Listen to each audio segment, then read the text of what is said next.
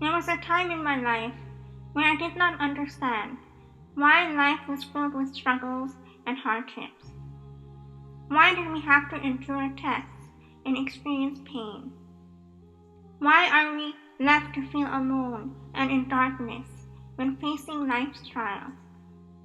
Why did life have to be difficult?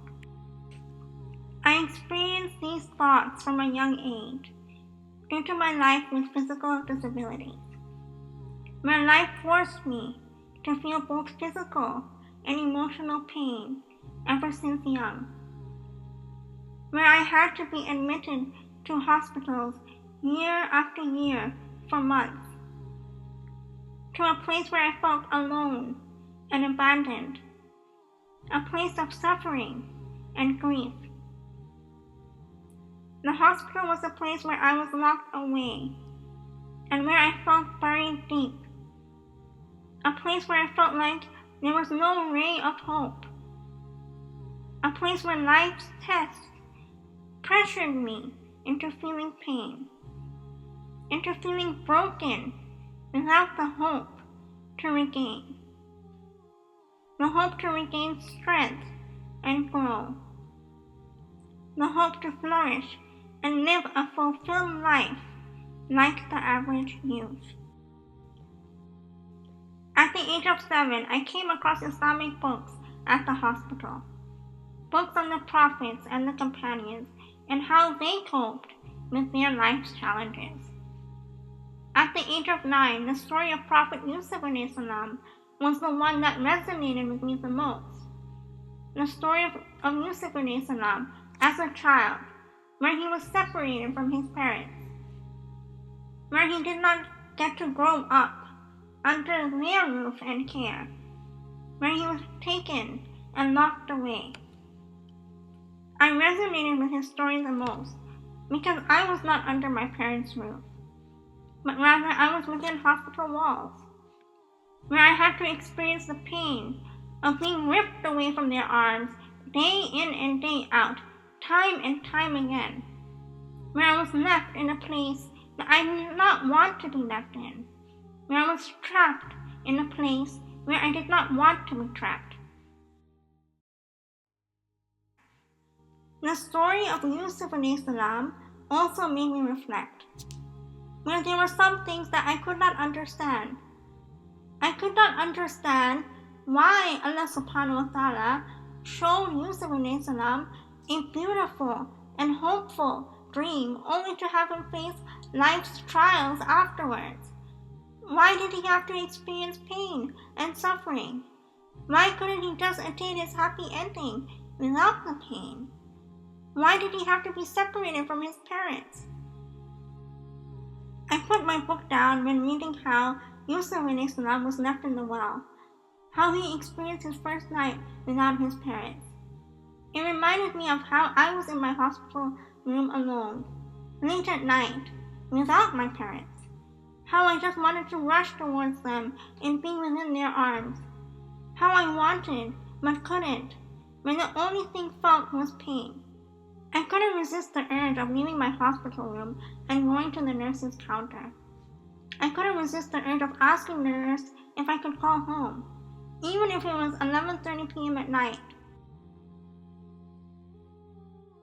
I picked up the phone and dialed home, where my mom answered after waking up from sleep.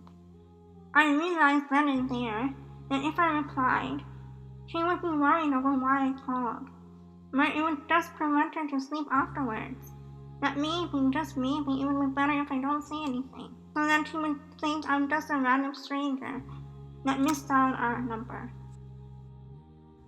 I heard her salams, but my heart sunk, where I wanted to reply back. I did not only want to reply, I also wanted to be with her. I wanted to be by her side. I wanted her close. I wanted to hug her. I wanted her to put me to sleep. I wanted, but I couldn't. I couldn't be by her side. I couldn't have her close.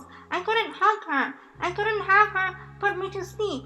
That instead of replying, I quickly put the phone down. I hung up. I hung up feeling torn and broken. I hung up trying to hold back my tears. I hung up trying to be strong. When trying to climb my bed, my eyes ran across the book on the prophets that I left open. The part on Prophet Yusuf salam in the well, where when climbing my bed, one line struck out, a line that read, Allah understands and He has His plans. That Allah understood the pain that Yusuf salam was in, the pain that he felt, where Allah had His plans, where He had His reasons. I did not understand why Yusuf salam had to undergo pain in order to achieve the happy ending like shown in the dream. But unexpectedly, I found hope. Allah subhanahu wa ta'ala understood that He knew the pain that I was in. I then turned to Allah subhanahu wa ta'ala.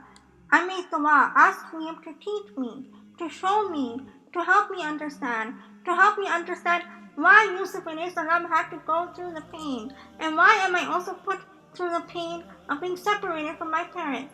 I was now willing to absorb the light of Allah subhanahu wa ta'ala's mercy. I was now willing to be showered with His signs. I was now willing to learn, to understand why we had to suffer, why we had to endure life's winds, why we had to experience pain.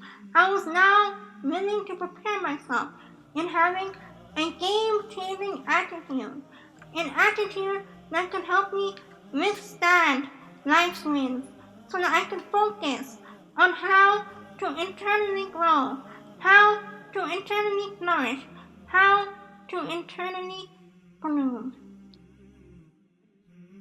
A year or two thereafter, when in my room, I wanted to read the Quran. I had the habit of reading the first verse that my fingers touched. The first verse happened to be from Surah Yusuf, where I decided to read the surah from the beginning until the end. Surah Yusuf starts off with a dream and ends with the interpretation of the dream. Whatever was narrated in between showed the process of how whatever happened was a means to reach the final interpretation of the dream. The process of how Yusuf salam had to be left in the well by his brothers to be sold as a slave. How he had to be sold as a slave to work in the palace. How he had to work at the palace to be wrongfully accused. How he had to be wrongfully accused so that he would be imprisoned. How he had to be imprisoned to let the king's future butler, who was at the time a prisoner, know of Yusuf's ability to interpret dreams. How the butler had to know so that he could tell the king when he was in need of a dream interpretation. How Yusuf salam was rewarded and assigned a leader for not only interpreting the dream, but finding solution for the king's dream. A dream that was about the country's famine and food distributions, where Yusuf salam was assigned a leader that had to distribute provisions. Provisions that Yusuf's long-lost 11 brothers and parents needed. A need that reintroduced Yusuf with his family in a high, respected position. A position which demonstrated the interpretation of the dream. The dream that was shown to Yusuf salam before he was left in the well by his brothers.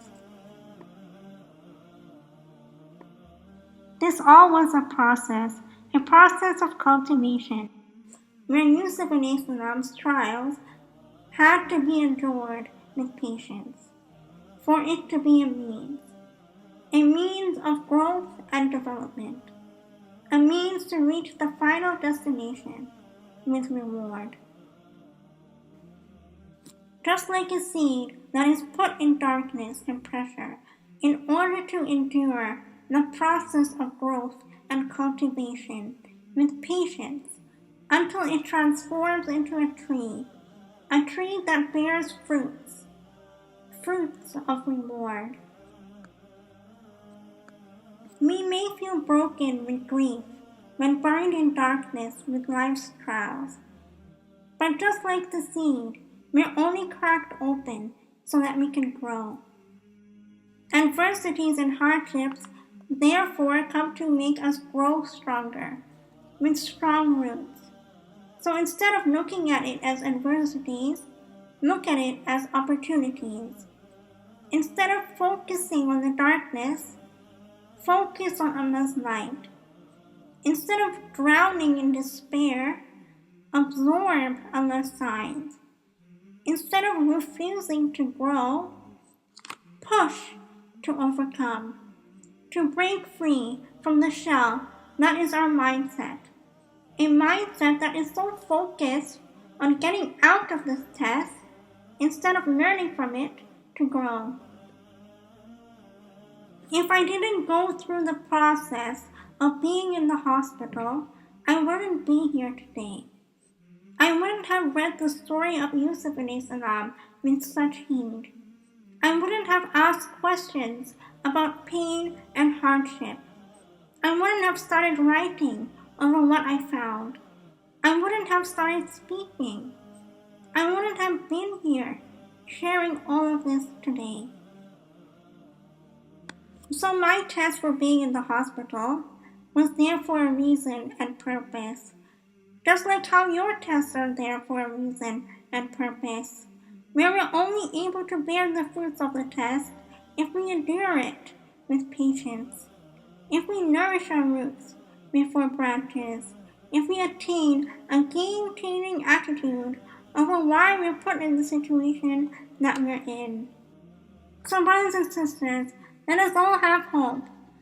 Let us have hope that Allah's plans are good for us, that He has not abandoned us, but He has showered us with signs for us to reflect, for us to understand, for us to seek comfort, for us to grow, for us to have roots before branches. So let us seek Allah's light as merciful guidance, and let ourselves be showered with His signs. Let us absorb the lessons from the stories of the prophets so that we can learn and grow, so that we can understand, attain, and achieve a game-changing attitude.